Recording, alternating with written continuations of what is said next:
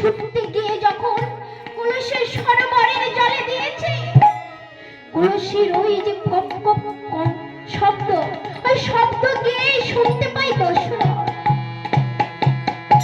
দশরথের কর্ণে যখন শব্দটা গেল, দশরথ সুমন্তকে দেখে বলছে, সুমন্ত, ও সুমন্ত, ঘুমিয়ে পড়লে নাকি?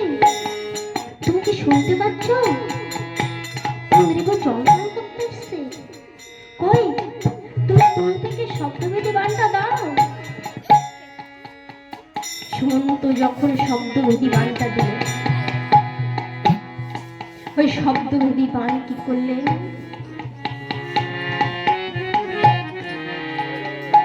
শব্দভেদী বাণ ছাড়ে মনের পুলকে,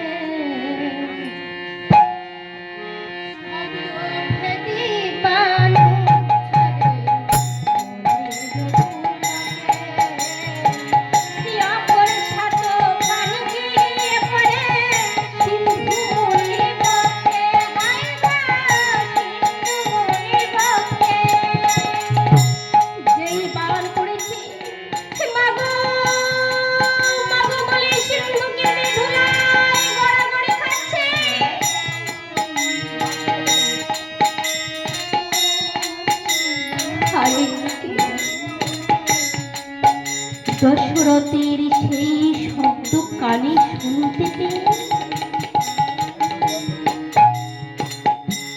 সুমন্তকে ডেকে ডেকে বলছে, সুমন্ত, ও সুমন্ত, আমি ভেবে যে বাণটা আমি নিরক্ষেপ করলাম, ওই বাণী কেন কেন এমন শিশুর ক্রন্দন ভেসে আসছে?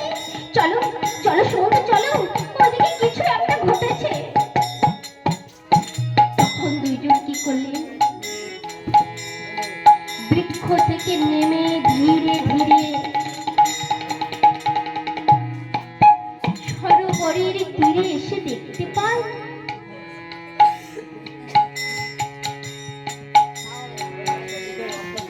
একটি ৫ম বৎসরের বালক